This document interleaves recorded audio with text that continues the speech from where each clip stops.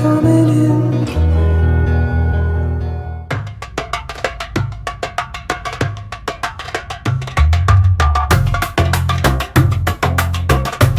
Sunrise brings the energy.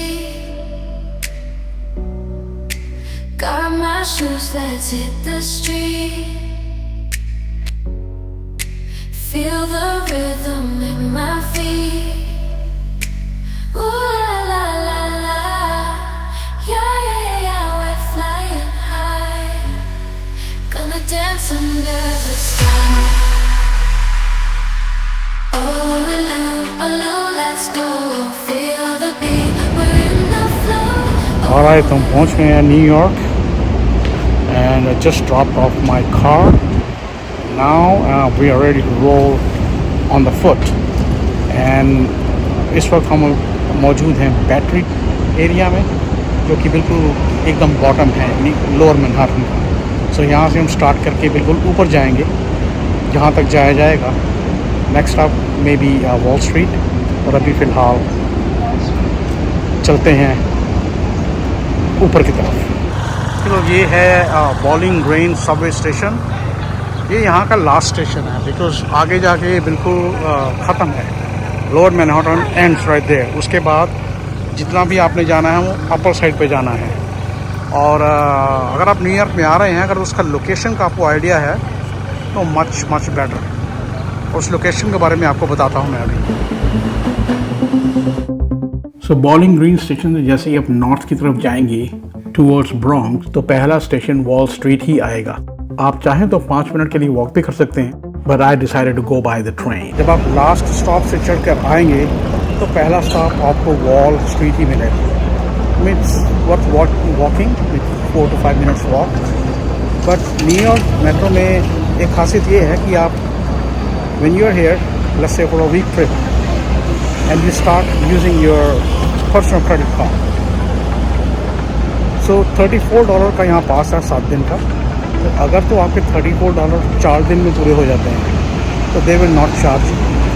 So I mean, you don't have to buy a pass, you don't have to buy any particular card. You can just use your credit card and that works. और ये Wall Street, New York Stock Exchange, 9/11 Memorial, ये सब आपको मिलेगा lower Manhattan में. अगर आप अपना ट्रिप प्लान करें तो इस हिसाब से करें कि पहले lower Manhattan and then you move upper, midtown, and then lower midtown, and then midtown, Central Park if you want to go later. So उस हिसाब से अगर अपना ट्रिप आप प्लान करेंगे, you should be able to cover most, if not everything. और ये है iconic building New York Stock exchange मेरे बिल्कुल पीछे. Let me turn on the front camera. ये भैया न्यूयॉर्क स्टॉक एक्सचेंज धंधों वालों लोगों के लिए. Yeah, the flags right there, nice. NYSE, New York Stock Exchange, right in front of TD Ameritrade building, which is 2 Wall Street. और ये Wall street में ही मौजूद है फेडरल हॉल म्यूज़ियम, जो कि न्यूयॉर्क का सबसे पहला सिटी हॉल हुआ करता था. और उसके आगे आप देख रहे हैं स्टैचू ऑफ जॉर्ज वाशिंगटन. वो इसलिए क्योंकि जॉर्ज वाशिंगटन ने अपने प्रेसिडेंटशिप की शपथ यहीं से ली थी. सो एक बड़ा ऐतिहासिक बिल्डिंग है right here in the Wall street in front of the New York Stock exchange. तो अगर आप यहाँ पर कभी आएँ तो भैया इसे भी देखना मत भूलिएगा. और जो नया सिटी हॉल है वो सिविक सेंटर में बनाया गया है, उसे भी आप जाकर देख सकते हैं. और ये है statue of the fearless girl, जो कि मौजूद है न्यूयॉर्क स्टॉक एक्सचेंज के बिल्कुल सामने. यहाँ भी लोग आके अपनी तस्वीरें खिंचाते हैं सेम पोज करके उसके साथ खड़े होकर. ये यहाँ पे इंस्टॉल किया गया था 2017 में. और इसकी जो लोकेशन पहले हुआ करती थी वो बिल्कुल चार्जिंग बुल के सामने हुआ करती थी. ये स्टैचू चार्जिंग बुल के सामने फीयरलेस होकर खड़ा हुआ था, लेकिन किसी रीज़न से इसके लोकेशन को बदल दिया गया. लेकिन भैया लोग यहाँ भी आते हैं, उसके सामने है. और ये है वॉल स्ट्रीट का फेमस चार्जिंग बुल स्टैचू, जो यहाँ पर 1989 से है, जिसे कि यहाँ पे इंस्टॉल किया गया था 1987 के क्रैश के बाद, to symbolize the bull market. हालांकि इसकी लोकेशन न्यूयॉर्क स्टॉक एक्सचेंज के बिल्कुल सामने नहीं है, लेकिन फाइनेंशियल डिस्ट्रिक्ट के बिल्कुल हार्ट में ये स्टैचू है और ये बड़ा टूरिस्ट अट्रैक्शन है। लोग आते हैं यहाँ पर अपनी पिक्चर खिंचवाते हैं और जितने लोग बुल के आगे हैं उससे ज़्यादा लाइन बुल के पीछे है पिक्चर खिंचवाने वाले लोग। तो और इसी बुल के सामने जो फियरलेस गर्ल का स्टैचू है किसी वक्त हुआ करता था। जितने लोग बुल के साथ आगे से पिक्चर खिंचाना चाहते हैं उससे कहीं ज़्यादा लाइन आपको मिलेगी जो बुल के पीछे जाके पिक्चर खिंचाना चाहते हैं। Not sure why, what is behind that bull. Look at the line there and look at the line there. What line is shorter? Look at the people doing, touching every freaking bear. We'll touch it. And look at this. तो इस वक्त हम मौजूद हैं Broadway Street and Rector Street पे intersection पर। ये है सामने वन वॉल स्ट्रीट बिल्डिंग और ये सामने आप देख रहे हैं ट्रिनिटी चर्च जो कि यहाँ पर 1697 से मौजूद है। और बैकग्राउंड में जो बिल्डिंग नज़र आ रही है जिस पे टावर है, that's a one world Trade centre. और वो लेफ्ट साइड में है building of American express company. ये भी बड़ा ऐतिहासिक चर्च है। जैसे मैंने बताया कि 1697 में इसको बनाया गया था। अमेरिकन रेवोल्यूशन के दौरान इस चर्च को काफ़ी नुकसान हुआ था। वो तो तकरीबन पूरे मैनहट्टन को ही नुकसान हुआ था उस वक्त। और 281 फीट ऊंची ये टावर न्यूयॉर्क के बिल्कुल सेंटर में एक हिस्टोरिकल मॉन्यूमेंट है। और यहाँ पर पहुँचने के लिए आप 4 and 5 ट्रेन्स ले सकते हैं and station is right here under the Wall Street building, right here the station, Wall Street station. But always remember uptown and downtown. और अब हम वॉक करते हुए चलते हैं 9/11 मेमोरियल की तरफ। और रास्ते में जाते हुए this is the mall we walk through, this is called Oculus. और ये मॉल उसी जगह बनाया गया है जहाँ पर कभी वर्ल्ड ट्रेड सेंटर का टावर हुआ करता था। तो ये एक मॉल है, इसके अलावा काफ़ी और बिल्डिंग्स उन्होंने उन 2 बिल्डिंग्स के गिरने के बाद बनाई, क्योंकि 1 वर्ल्ड ट्रेड सेंटर से लेकर 7 वर्ल्ड ट्रेड सेंटर तक काउंट होती हैं। और यही मॉल WTC का मेट्रो स्टेशन भी है और यहीं से आपको ट्रेन मिलेगी न्यू जर्सी जाने के लिए, the path to New Jersey. So ये है ये 9/11 मेमोरियल। ये वो मेमोरियल है जहाँ पर कभी 2 बिल्डिंग्स खड़ी हुआ करती थी। तो उन 2 बिल्डिंग्स की जगह उन्होंने 2 बड़े से पूल बना रखे हैं जिसके चारों तरफ उस वक्त मरने वालों के नाम लिखे हुए हैं। It looks like names are like never ending all the way here.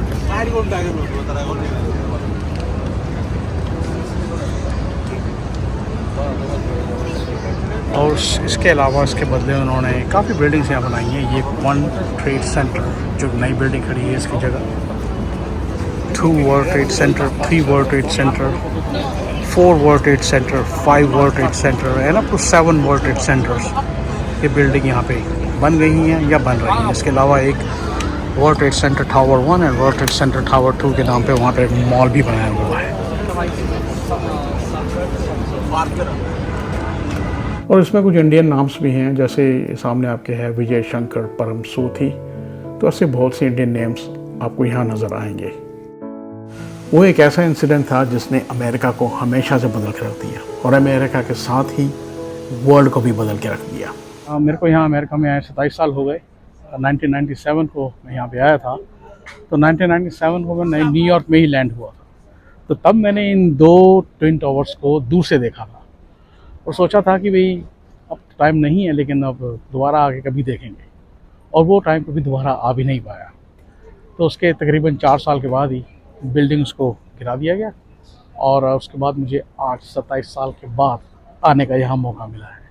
तो भैया जो भी तुम्हें अगर कुछ लगता है ना कुछ करने वाला है तो उसे जितना जल्दी निपटा लो उतना बढ़िया।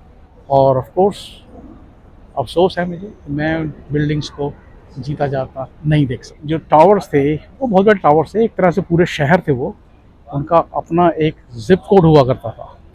तो अब उनकी जगह उन्होंने एक तो ट्रिब्यूट के लिए है, ये उनकी याद में बनाया है और सिर्फ यही नहीं है, इसके अलावा यहाँ पर this is the 1 world Trade centre, 2 World Trade Center, 3 World Trade centre, इस तरह से 7 वर्ल्ड ट्रेड सेंटर बिल्डिंग्स या बन चुकी हैं और या एक आधी रह गई है जो बन रही है। इसके अलावा उन्होंने एक मॉल वहाँ बनाया है जो दोनों टावर्स को समर्पित है।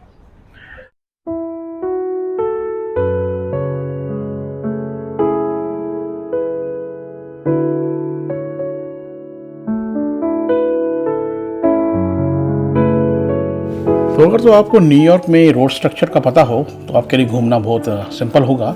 सो यहाँ पर जो भी स्ट्रीट का नाम स्ट्रीट से एंड हो रहा है वो ईस्ट से वेस्ट जा रही है, और जिस स्ट्रीट का नाम एवेन्यू से एंड हो रहा है वो नॉर्थ से साउथ जा रही है, और नंबर नीचे से ऊपर जाते हैं। लोअर मैनहट्टन में आपको फर्स्ट स्ट्रीट मिलेगी और अपर मैनहट्टन में आपको 220th स्ट्रीट मिलेगी।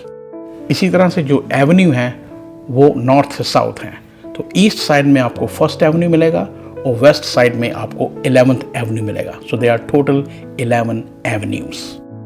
तो अगर आप मैनहट्टन आ रहे हैं तो मैनहट्टन को आप 3 भागों में डिवाइड करें। Lower Manhattan which is a downtown, mid town Manhattan which is a mid town, and upper Manhattan which is the up town. Battery park जो कि सदर्न टिप है मैनहट्टन का, बैटरी पार्क से लेकर 14th स्ट्रीट तक अब मान के चले कि लोअर मैनहट्टन है। 15 से 59th street mid town Manhattan है, और 60th से लेकर 220th street is up town और अपर मैनहट्टन। और अट्रैक्शंस के मामले में लोअर मैनहट्टन में आपको मिल जाएगा बैटरी पार्क, वहीं से आप जा सकते हैं स्टैच्यू ऑफ लिबर्टी देखने के लिए। वहीं पे कनेक्टिविटी है ब्रुकलिन ब्रिज की या फिर मैनहट्टन ब्रिज की। फाइनेंशियल डिस्ट्रिक्ट भी आपको लोअर मैनहट्टन में मिलेगा, wall Street, New York Stock exchange, the raising bull, ये सब आपको लोअर मैनहट्टन में मिलेगा। इसके अलावा चाइना टाउन और लिटिल इटली लोअर मैनहट्टन में है। जो 9/11 म्यूज़ियम है वो भी लोअर मैनहट्टन में है। इसके अलावा सोहो, सोहो सो अगर आप सोहो जाना चाहते हैं तो सोहो ये लंदन वाला सोहो नहीं है, उस सोहो के लिए आपको लंदन ही जाना पड़ेगा। यहाँ सोहो का मतलब है south of Houston Street, and this is how another one is called NoHo which is north of Houston Street. तो उधर में कुछ अच्छी स्ट्रीट वॉक हैं और नाइट लाइफ अच्छी है वहाँ पर, रेस्टोरेंट्स वगैरह अच्छे हैं वहाँ पर, लेकिन if you are under impression that you will get the Soho of London here, it's not that same.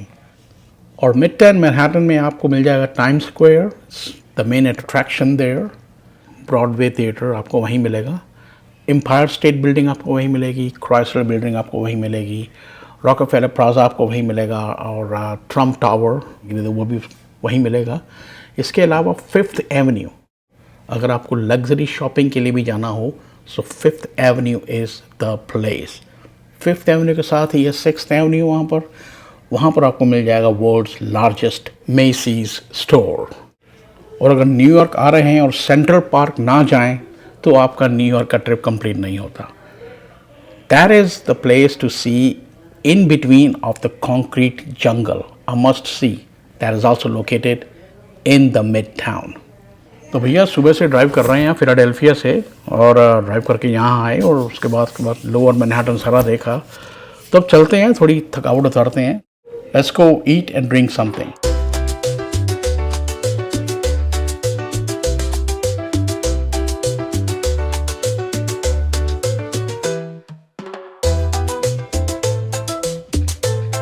Ending the day with a cold and crispy beer.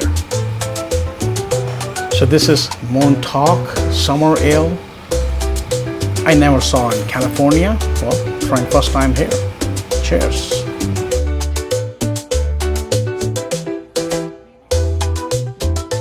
Hello from Times Square.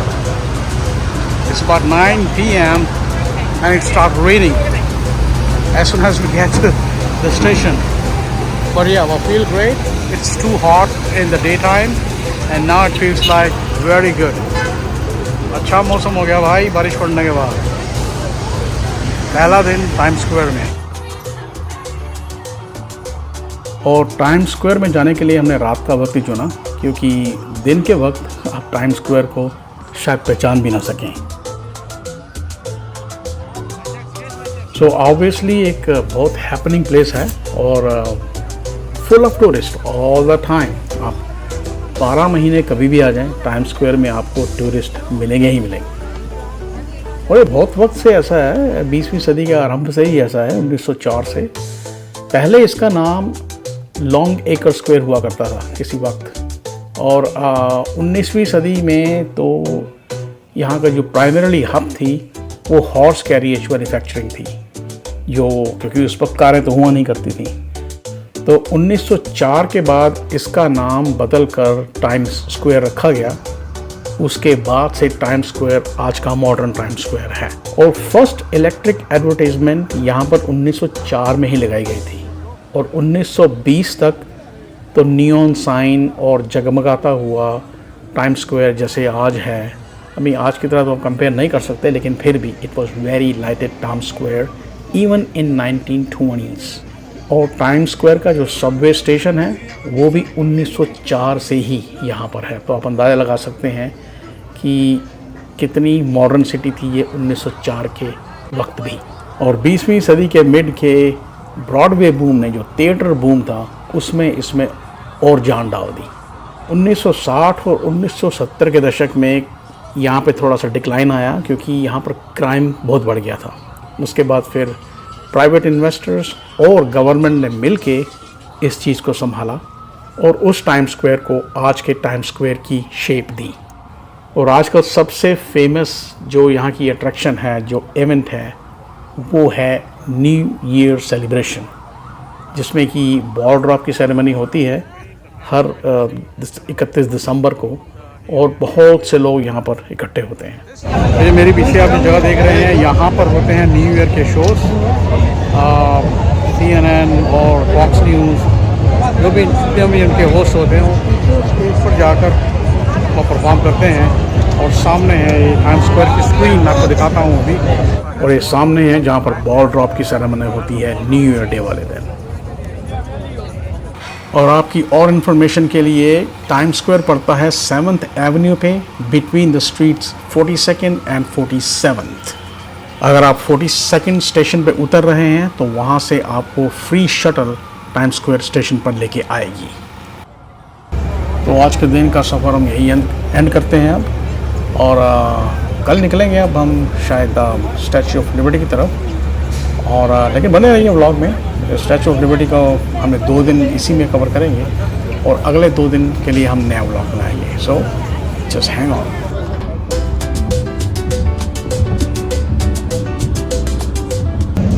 आज का दिन हमने चुना है statue of liberty की तरफ जाने के लिए, क्योंकि एक तो दिन गर्म है बहुत, दूसरा हवा है नहीं। मोस्टली यहाँ पर है कि अगर आप आएँ, मोस्टली आपको विंडी मिलेगा, so you can not able to stay up to the top level of the deck. Now we're going to go on the top level of the deck.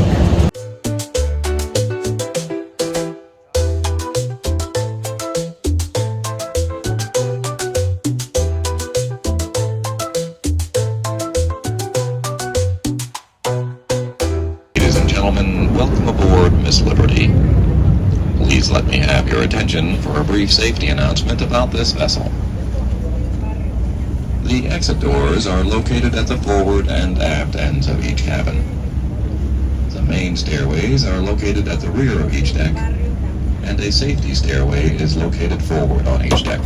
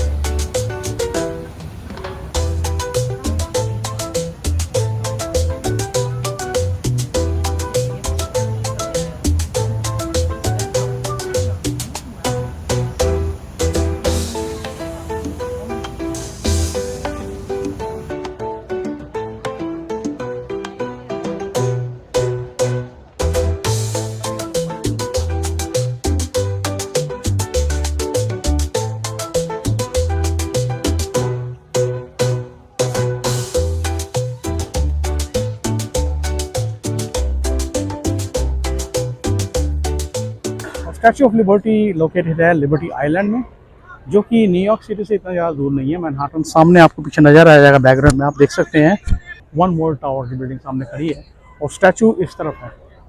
This is the statue of liberty. And अगर statue of liberty की बात करें तो statue of liberty को France के द्वारा America को gift किया, यूनाइटेड स्टेट्स ऑफ अमेरिका को गिफ्ट किया गया था। फ्रांस जो है वो हमेशा से यूनाइटेड स्टेट्स का एलाई रहा है। 1776 की जो क्रांति थी जिससे अमेरिका आज़ाद हुआ, उसके बाद उस वक्त भी फ्रांस ने उनका काफ़ी साथ दिया था हर एक चीज़ में। उस वक्त फ्रांस में अभी क्रांति नहीं आई थी, उनकी क्रांति 1789 को हुई थी। उस टाइम उनकी मोनार्की थी वहाँ पर, लेकिन मोनार्की होने के बाद भी उन्होंने इनका साथ दिया था क्योंकि इंग्लिश से उनकी अनमासी काफ़ी टाइम से चल रही थी। और जो अमेरिका को रिकॉग्नाइज करने की जो ट्रीटी हुई थी वो भी फ्रांस में हुई थी, पेरिस में। उसे ट्रीटी ऑफ पेरिस का नाम दिया गया है क्योंकि 1783 में हुई थी। उसके बाद जब 1812 में इंग्लैंड ने दोबारा अमेरिका पे अटैक किया था, उसके बाद भी फ्रांस ने इनका साथ दिया। तो फ्रांस इनका बहुत पुराना पार्टनर है। और जो स्टैचू ऑफ लिबर्टी को जिसने बनाया है उसका नाम है गुस्तावे आइफेल। तो गुस्तावे आइफेल ने इसको डिज़ाइन किया था आइफेल टावर से पहले। सो ये आइफेल टावर के पहले की देन है, आइफेल टावर इसके बाद में आया। तो आइए अब आपको ले चलते हैं पार्क की एक बार सैर कराते हैं और फिर दिखाते हैं कुछ और। अच्छा तो नजर कर दूं, तुझको नजर कर दूं, तू ही मेरा जीवन, तू ही जीने का सहारा। छू कर मेरे मन को किया तूने क्या इशारा।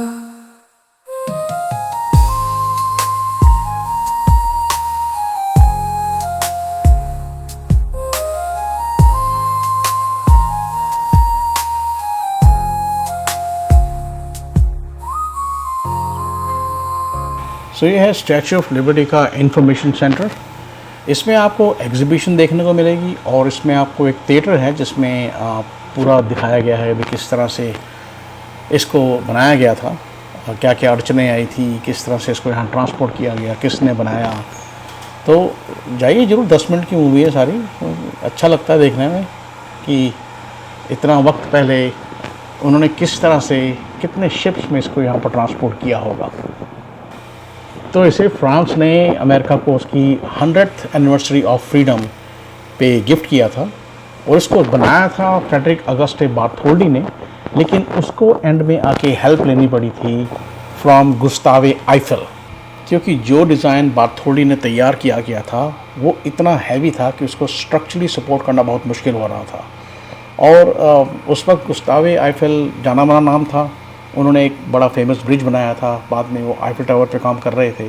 तो स्ट्रक्चरल सपोर्ट के लिए उनकी टीम ने गुस्तावे आइफेल को हायर किया।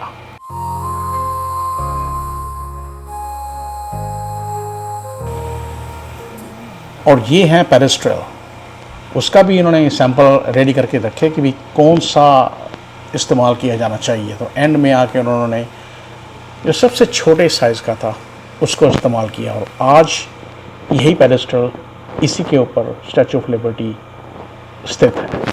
तो अगर तो आप कभी आइफेल टावर गए हों तो आइफेल टावर को अंदर से जाके देखें और स्टैचू ऑफ लिबर्टी को अंदर से जाके देखें तो आपको स्ट्रक्चरली बिल्कुल सिमिलैरिटीज़ नज़र आएंगी। हम यहाँ पर जा नहीं सकते क्योंकि इसकी जो टिकट्स थी वो तकरीबन 3 महीने एडवांस थी। Same staircase system, same elevators, आपको कुछ फर्क नहीं पता लगेगा। इट्स लेडी लिबर्टी और आइफेल टावर। तेरे लिए मैं गाऊं, तेरे लिए मैं गाऊं, गीत तेरे बोल। और ये है लेडी लिबर्टी की टॉर्च जो उसने अपने हाथ में पकड़ी हुई है। इस मशाल को आप देख सकते हैं सामने, सेम साइज़ की है और यहाँ पर डिस्प्ले के लिए रखी हुई है। लिखता चला जाऊं, लिखता चला जाऊं।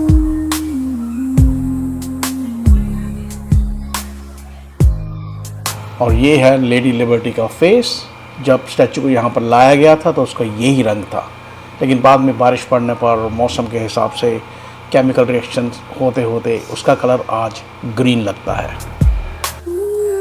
सो न्यूयॉर्क सिटी पीछे जो देख रहे हैं मेरे आप, मैनहट्टन आइलैंड, इसको सबसे पहले आए थे नीदरलैंड के लोग, डच पीपल। उनका कंट्रोल यहाँ रहा तकरीबन 1623 से 1663 तक। उन्होंने इस जगह का नाम सबसे पहले रखा था न्यू एम्स्टर्डम, और उसके बाद फिर ब्रिटिश का कंट्रोल हो गया। ब्रिटिश की सबसे पहली कॉलोनी थी यहाँ पे थी वर्जीनिया में। उन्होंने सबसे पहली जो सिटी फॉर्म की थी वो थी जेम्स टाउन, लेकिन इस पे कंट्रोल करने के बाद उन्होंने न्यू एम्स्टर्डम का नाम बदल कर न्यूयॉर्क रख दिया, और तब से लेकर अब तक ये न्यूयॉर्क सिटी के नाम से जाना जाता है। और वर्ल्ड की कैपिटल है, दुनिया की फाइनेंशियल कैपिटल न्यूयॉर्क, इसमें कोई दो राय नहीं। और अगर आप डच लोगों की हिस्ट्री पढ़ें तो इंग्लिश से पहले डच थे जिन्होंने अपनी कॉलोनी इस्टेब्लिश की थी थ्रू आउट ईस्ट और वेस्ट। तो जिस तरह से इंग्लिश की हुआ करती थी ईस्ट इंडिया कंपनी, उसी तरह से डच ईस्ट इंडिया कंपनी हुआ करती थी, जिन्होंने थ्रू आउट एशिया में अपना कंट्रोल रखा, Indonesia, India, Sri Lanka and Japan. और उसके बाद में फिर इंग्लिश आए थे ईस्ट इंडिया कंपनी इस्टेब्लिश करके। उनको उनसे कम्पीट करना पड़ा, उनसे लड़ना पड़ा, और फिर उन्होंने हार कर इंडिया का रुख किया। सेम वे जैसे Dutch East India Company east के लिए थी, उन्होंने Dutch West India Company establish की थी जो वेस्ट के लिए थी, United States, Caribbean islands, north coast of South America, और उसके अलावा वेस्ट अफ्रीका से तो वो बहुत से स्लेव्स लेकर हर जगह गए। तो भैया ये जो देख रहे हैं न्यूयॉर्क, ये उन्हीं की देन है, new Amsterdam which becomes New York city. तो ईस्ट से वो मसालों का व्यापार करते थे, वे मसाले इंपोर्ट करते थे क्योंकि मसालों की काफ़ी डिमांड थी, स्पाइसेस की काफ़ी डिमांड थी। और वेस्ट से प्राइमरीली स्लेव लेबर के लिए, और वो सब यहीं से कंट्रोल किया करते थे, new Amsterdam which becomes New York city. और निकलते हैं स्टैचू ऑफ लिबर्टी से और चलते हैं एलिस आइलैंड की तरफ। तो ये है जी एलिस आइलैंड, बहुत इम्पॉर्टेंट स्टॉप है कुछ लोगों के लिए, क्योंकि जो इमिग्रेंट्स यूरोप से यहाँ पर आए थे उनके दस्तावेज अभी तक यहाँ पर संभाल के रखे हुए हैं। और आते हैं लोग अपने एंसेस्टर्स के बारे में जानने के लिए, अपने बारे में जानने के लिए कि वो कहाँ से आए। तो इस आइलैंड को न्यूयॉर्क का एक व्यापारी जिसका नाम सैमुअल एलिस था, वो ओन करता था, प्राइवेटली ओन करता था, लेकिन उसकी मृत्यु के बाद उसका कोई वारिस नहीं था, तो इसे गवर्नमेंट ने अपने कंट्रोल में ले लिया और बाद में फेडरल प्रॉपर्टी बन गई। 1 जनवरी 1892 को इसे इमिग्रेशन प्रोसेसिंग सेंटर बना दिया गया, और कहा जाता है कि 1892 से लेकर 1954 तक तकरीबन 12 मिलियन इमिग्रेंट्स के डॉक्यूमेंट्स यहाँ प्रोसेस हुए, उनकी इमिग्रेशन यहीं पर हुई, और सिर्फ 2% लोगों को ही डिनाइल का सामना करना पड़ा due to the health reasons. ये देख रहे हैं भैया, लाइन लगी हुई है यहाँ पे, हम जैसा कोई भी नहीं मिलेगा आपको, क्योंकि ये सब यूरोपियंस, वाइट कंट्री से आए हुए लोग अपने एंसेस्टर को ढूंढने जाते हैं। और फिर जब एयर ट्रैवल का दौर शुरू हुआ तो फिर इस प्रोसेसिंग सेंटर को परमानेंटली क्लोज कर दिया गया 1954 में, क्योंकि अब यहाँ पर कोई भी थ्रू शिप नहीं आता था।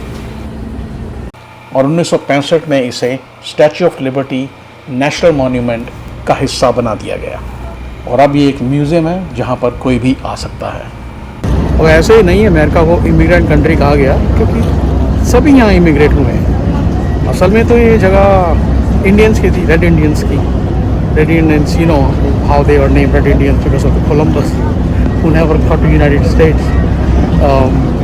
तो बस देखिए, तभी से शुरुआत है। सबसे पहले ब्रिटिश यहाँ आए, उसके बाद फ्रेंच, उसके बाद डच, उसके बाद सारे आते गए। यूरोप के हर कोने से यहाँ लोग हैं, पोर्चुगल से, इटली से, और सभी के एंसेस्टर्स, उनका दस्तावेज यहाँ पर है।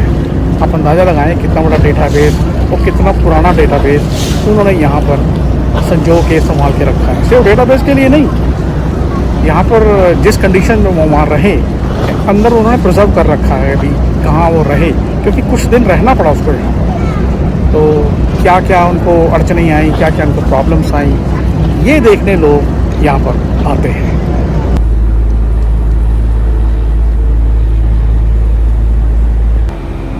अब निकलते हैं अब एलिस आइलैंड से और चलते हैं दोबारा मैनहट्टन आइलैंड की तरफ और रास्ते में देखते जाते हैं मैनहट्टन के दृश्य, मैनहट्टन का जो सीनरी है जो इस वाटर चैनल से देखने में कैसा लगता है। सो लेट्स गो। सो ये दृश्य है लोअर मैनहट्टन का while we're going back from the Liberty Island. It's beautiful. Moreover, today was very very beautiful day क्योंकि मोस्टली आप यहाँ पर आएँ तो आपको हमेशा विंड मिलती है all the time. But we were lucky we didn't have any wind. मौसम बहुत गर्म था but you know it's give and take. So we can take that hot weather instead of the wind. Look at this beautiful, and this is the One World Trade Center. And this is the life of the New York guys. Controlled by the police by helicopter. Everyone must behave.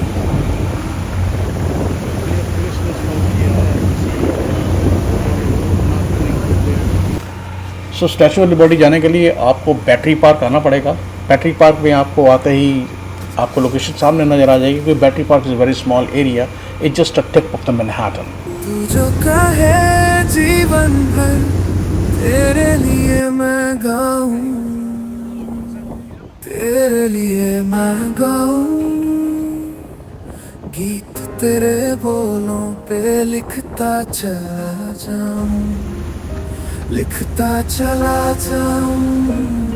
तू जो कहे जीवन भर तेरे लिए मैं गाऊं, तेरे लिए मैं गाऊं, गीत तेरे बोलों पे लिखता चला जाऊं,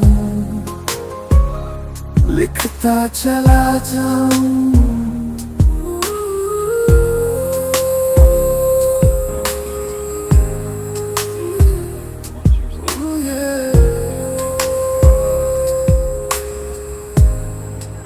ओके तो लिबर्टी आइलैंड का टूर ख़त्म करने के बाद हम बॉलिंग ग्रीन से ट्रेन पकड़ के स्प्रिंग स्ट्रीट पर आए हैं और ये एरिया है Soho.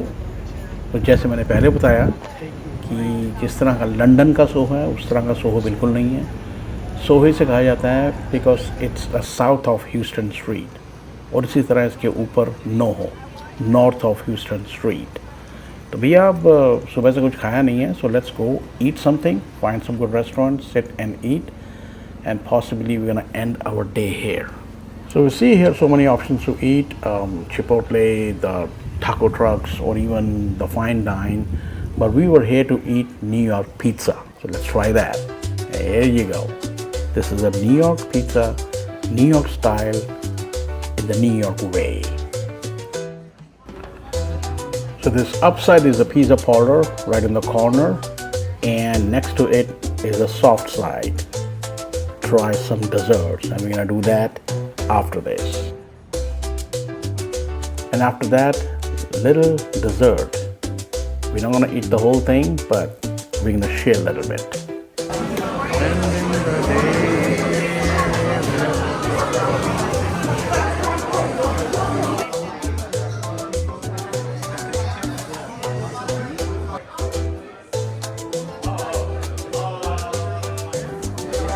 All right, so ending the day with a good, cold, crispy beer. तू जो कहे जीवन भर तेरे लिए मैं गाऊं, तेरे लिए मैं गाऊं, गीत तेरे बोलों पे लिखता चला जाऊं,